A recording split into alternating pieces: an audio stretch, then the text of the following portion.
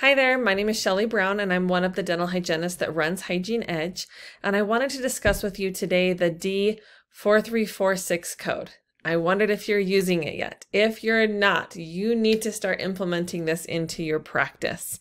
So what it is, it's scaling in the presence of generalized, moderate, or severe gingival inflammation, and it is a newer code that was given to us a few years ago now, but I'm finding that a lot of hygienists don't know how to implement it into their private practice. So this is what that video is all about, just explaining it, reviewing it, so that you can have the information to be able to have maybe an office meeting where you discuss how to implement it into the practice, because it needs to be a team effort to be able to use this code.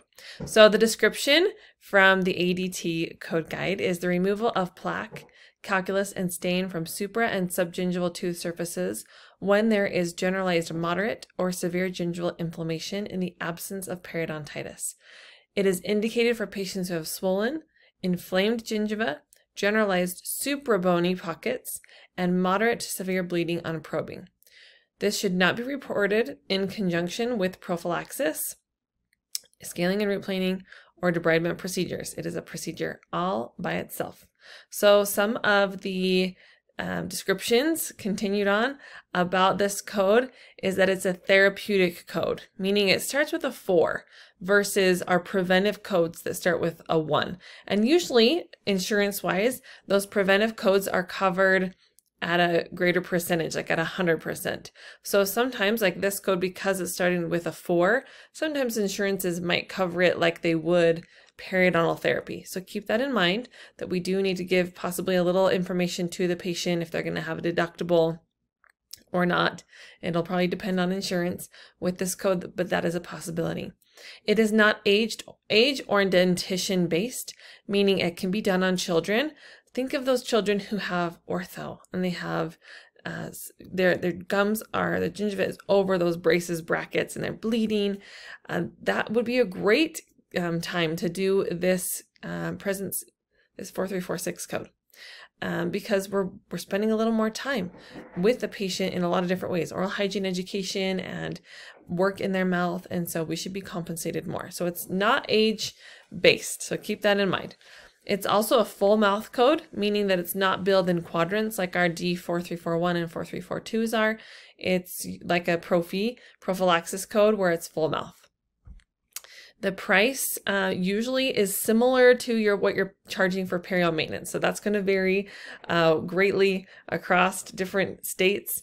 And so keep that in mind, that it's usually around there, depending on what your office chooses. So that's something that you should discuss as an office. And then your office should determine the recare frequency on a patient who is diagnosed with moderate to severe gingivitis. So every office is doing it a little bit different, I feel like. So you can choose a 2 to 6 week interval, like a reevaluation type interval. Let's get you back real quick and see how everything's healing. Or you can choose like a 3 to 4 month interval where we're just seeing you, keeping the patient on a little bit of a tighter leash, but not taking it too far along to, maybe let it progress.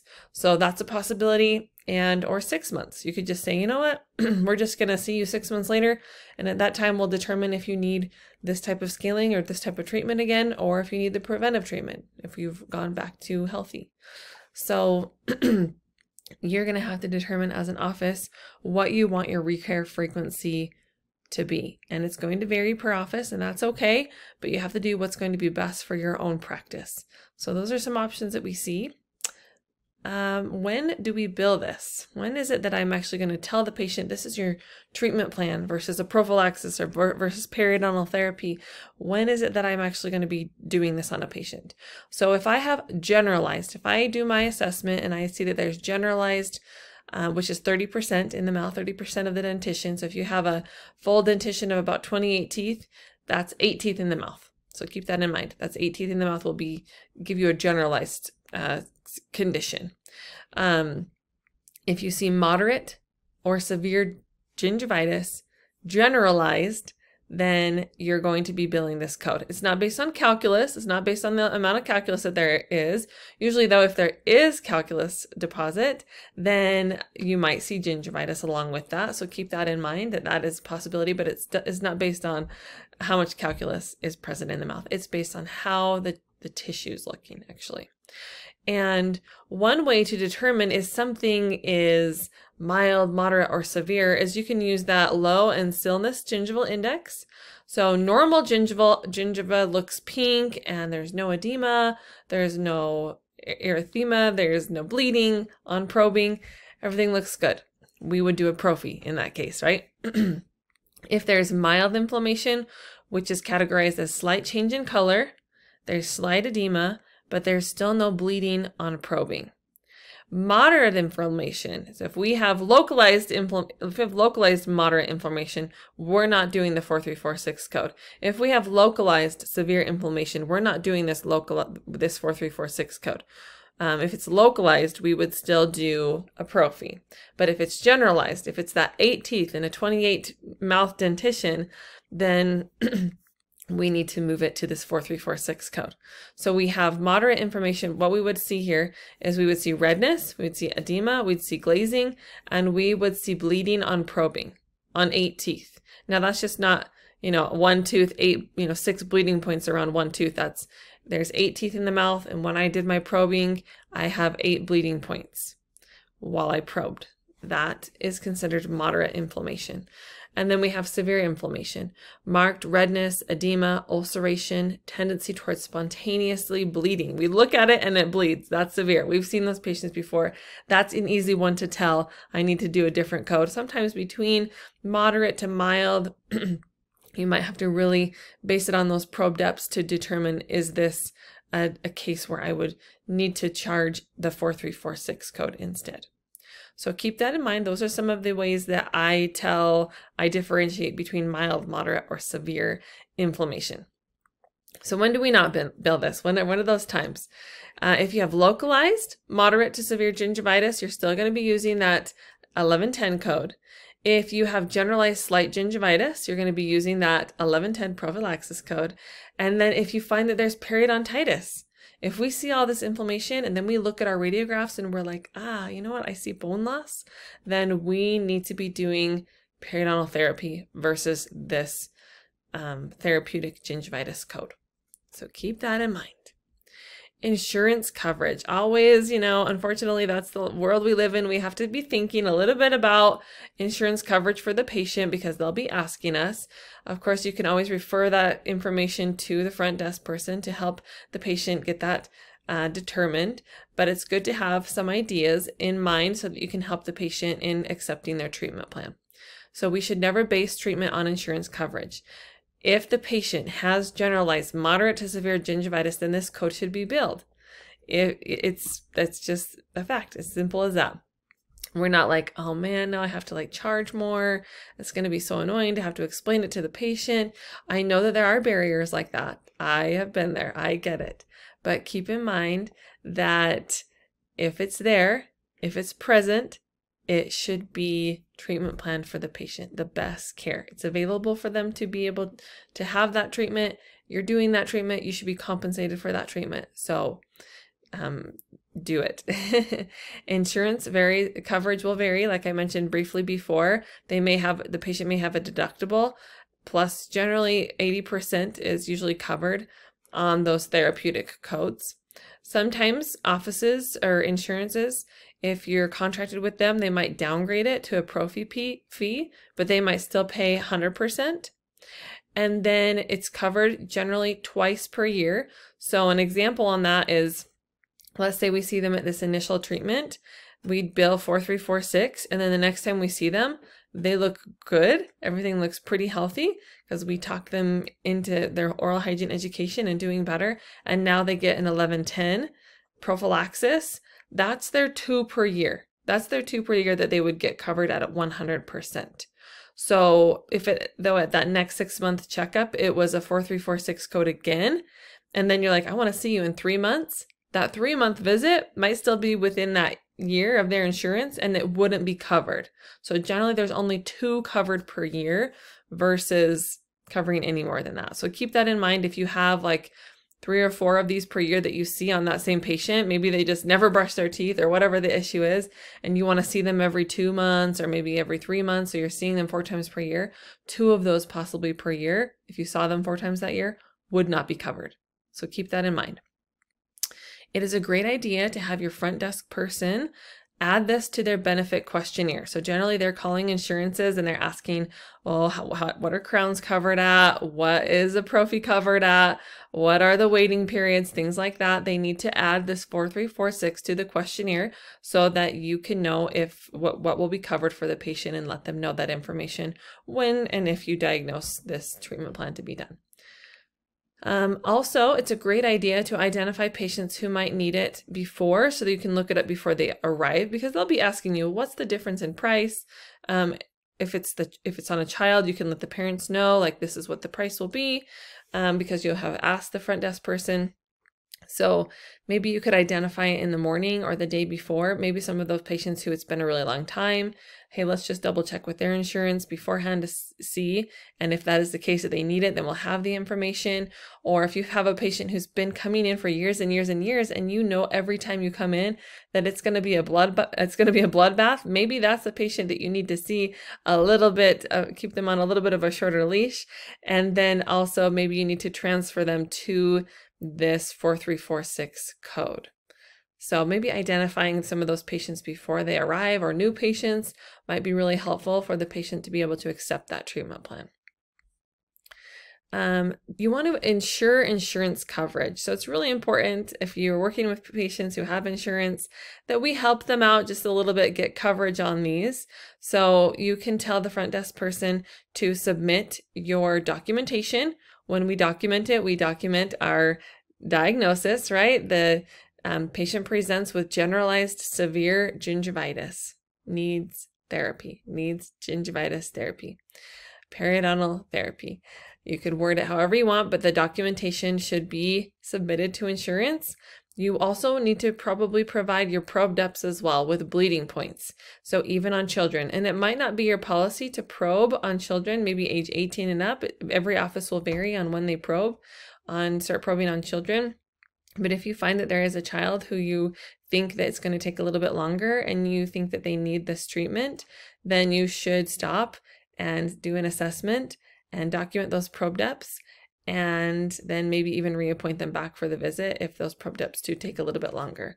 So probe depths will be helpful. The radiographs and any intraoral photos that you can take to show the insurance that these gingiva are overgrown or red or inflamed will help get coverage as well.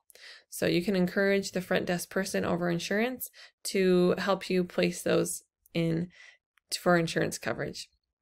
Now, the verbiage with the patient. How do we talk with our patients about getting this treatment plan accepted? Because if it's not accepted, it benefits neither party, right? Let that sink in. If it's not accepted, treatment that is necessary benefits neither party. The patient doesn't get the treatment done, and then as an office, you don't make production. So it's beneficial to both parties that we word this perfectly, not perfectly, but well, so that our patients will accept the treatment plan. So, of course, when do we want to discuss this? You have to set an office policy on if the dentist wants to come in before or after, depending on the state and legalities there, on when to diagnose this with on the patient. Does the dentist want to come in and confirm everything before or after or during, or how you want to work that? But once the diagnosis is determined, that you find that the patient does have a need for this gingivitis scaling, then you can say to the patient or to the parent, we found today that you have what's called generalized moderate gingivitis. It is an infection in your gums causing them to swell and bleed. But the good news is that gingivitis is reversible, but we need to treat it with a therapy on your gums to prevent it from progressing into the bone that holds your tooth in. And then I always personally show educational material and images on what all of that information means. What we don't want it to do is progress to the bone, where health looks, and where gingivitis is and where they are at today. Then the patient's going to ask us a little bit about the cost as usual. So you'll want to set an office policy on how to handle the cost. So sometimes that means let's go see the front desk person and see, get the financials all worked out beforehand. Let's get a full treatment plan worked up and then reappoint you. And that's usually something in 4346 that I feel like I can do within the time frame that I have. Then I will try to do it that day. So that's why it is nice to have a little chat, maybe beginning of the day, to identify some of those patients who this might be a possible treatment plan for, and identify that beforehand. But generally I'll word it like this. The good news is that you have an insurance benefit for the procedure. Here's the cost. Once I have that available, we can get started on that for you today. And then they can determine, yes, okay, that looks good, or no, that's not going to work for me, whatever it is. But it's always important to let them know that there is a cost, of course. And then I always like to say that you do have an insurance benefit. The next visit. I'm always educating the patients on next visit, and I'm pre-scheduling that in advance, either whatever that recare interval is. I can set that recare interval. So it could be the 2 weeks or 2 to 4 weeks or 1 month, 2 month, 3 month, 4 month, 6 month, however your office wants to work that. But you'll just pre-schedule it just like a recare and complete an assessment again the next time. And you'll just do whatever code is there next time. It could be an 1110, it could be a 4346, or things might have advanced to the perio 4341 or 4342 possibly. So that's what we're trying to prevent. That's where I hit the oral hygiene education really hard when I'm showing them the educational images and saying we don't want it to move to here. This is even more expensive of treatment. So if we can get this taken care of and reversed, hopefully we can put you back down on the preventive maintenance care procedure again for next time. But this time we need to do something more in depth because you have this infection going on. So that helps get them thinking, okay, I need to come back more often, or whatever the interval is that you want. I usually say something like, because you have this severe gingivitis, we want to keep a closer eye on your gum health. Therefore, I want to see you in how many months or however many weeks it is that you want. And then you get them scheduled back. Treatment planning for this, once you determine the code after you've probed, then of course performing oral hygiene education. You might also want to consider some type of rinse. Sometimes there's chlorhexidine, some offices use other things, but a rinse that helps to kill off the bacteria that causes gingivitis can be very helpful as well for the patient. And then of course you can do fluoride after that, and radiographs and the exam like usual as well. So I would encourage you to sit down with your office and make some policies for this procedure. Ask the dentist, when would they like to confirm the diagnosis of the 4346? Interval care, when do we want to see the patients back? Has the fee been set? We need to put the fee into the computer and be adding that to our insurance benefit questionnaire. Billing, do we need a treatment plan and financial decisions prior to beginning treatment? What would the office policy like to be on that? Would you like every patient to have a take-home rinse? If you work with multiple hygienists in your practice, maybe you want everybody to be calibrated and everybody to be recommending the same type of rinse that's sent home, the same type of, recare interval. That recare interval can be flexible based on the patient's needs, of course. And then, of course, you need to make a note template. If you use digital, or if you have multiple hygienists in your office and you are still handwriting chart notes, make sure that everybody's writing this out the same so that you can send it to insurance and have better coverage. And so that the next time the patient comes in, if they're being treated by another clinician, the clinician can see easily that we did 4346 last time and be able to talk with the patient about that and see how things are looking today, and possibly do it again if it's needed. And so someone in your office will need to make a note template for the procedure. I usually, just to shorten this 4346 code, you usually say do a prophy, or I'm doing perio. I usually say a gingivitis scaling, or a gingivitis cleaning, or a gingivitis therapy. So your office as well can set whatever short terminology you want, just so that you all know what has been discussed with the patient. So hopefully that helps you understand a little bit more about that D4346 code so that you can start implementing it into your practice. Let us know if you have any further questions.